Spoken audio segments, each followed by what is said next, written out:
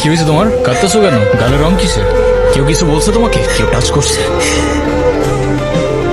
কিরে তুই আমার মালিক? তুই আমার ব্যাচমেট না আমার খালাতো ভাই। তুই তুই করে বলার রাইট কে দিছে তোরা? তোদের না আগেও বলছি ভার্সিটির বাইরের কেউ যেন ক্যাম্পাসের ভেতরে না ঢুকে। কথাটা যেন মনে থাকে। একটা ছেলে তোর জন্য এত কিছু করলো আর তুই বোকার মতো কিছু না বলে চলে আসলি। তাহলে কি করা উচিত ছিল আমার? তোর সাথে সাথে ওকে প্রপোজ করা উচিত ছিল। এই তুই এত পাকা পাকা কথা বলতেছিস কেন? চা করতে বস। ওই মায়ের জন্য সেদিন নিশানে ঝামেলা করছিল। উনি কি কোনো পলিটিক্যাল রিলেটেড নাকি? ঈশান ভাইয়া? হ্যাঁ ঈশান। না ভাইয়া, আসলে আমাদের সব স্টুডেন্টসদের ভালো মন্দ গাইড করেন। আসসালামু আলাইকুম ভাইয়া। কি অবস্থা রাইসা? পরে কেউ আর কিছু বলে নাই তো? কি যে বলেন ভাইয়া, আপনি থাকতে কেউ আর ওকে কিছু বলার সাহস পাবে না। ভাইয়া কিছু বলবা? Thank you. তোমার সাথে একজন দেখা করতে আসছে। গিয়ে বল ভাই বিজি, পরে আসতেছি। তোমার মা আসছে ভাই। হ্যাপি বার্থডে বাবা। আপনার মনে আছে অ্যাটলিস্ট?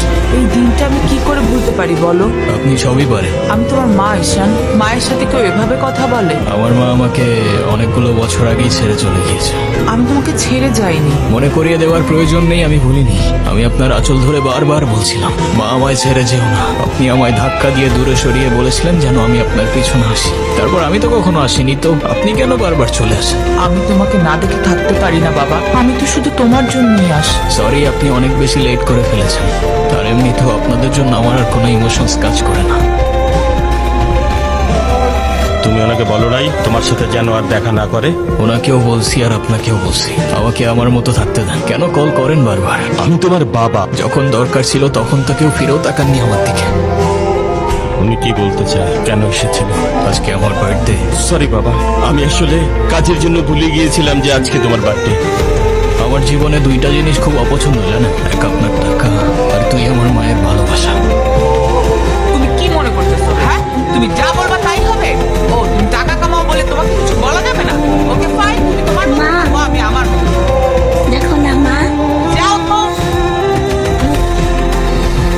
কি রে, কি হয়েছে? আমার মনে হচ্ছে তুই ঈশান ভাইয়ের সাথে দেখা করতে যাচ্ছিস। আমি ভার্সিটিতে পড়াশোনা করতে যাচ্ছি, এইসব করতে না। আমার কি মনে হয় জানিস, ঈশান ভাইয়া তোকে পছন্দ করে। তোকে তো এসে বলে গেছে তাই না?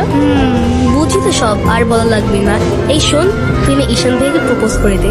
তুই যাবি এখান থেকে নাকি আমি কি ডাক দিব? বলে দিস কিন্তু, বেশি দেরি করিস না। আচ্ছা, ওরা যে প্রপোজ করবো যদি না করে দেয়? আপনি হলেন চেয়ারম্যান স্যারের ছেলে। এই ভার্সিটিতে এমন কোন মেয়ে আছে আপনারে মানা করব? ভাই বলে দেন তো, পরেরটা পরে দেখা যাবে। আল্লাহ জানে।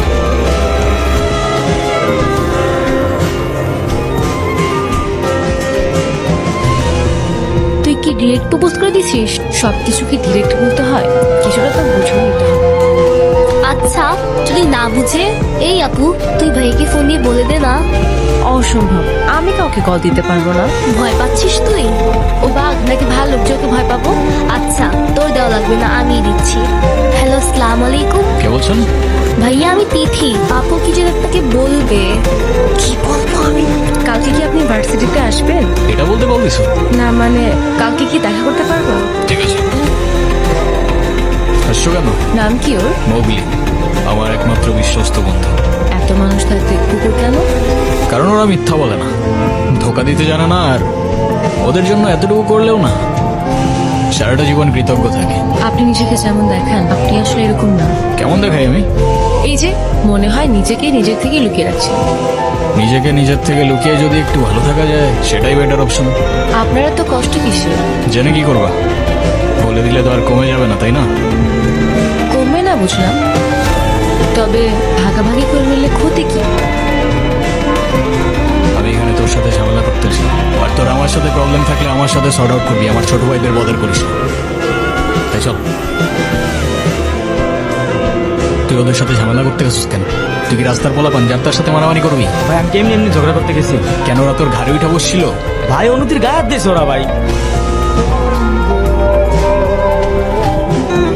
ভাই বাদ দাও না ভাই, চলো ভাই। তুই যা। ভাই চলো না ভাই। তোরে যাইতে বলছি আমি।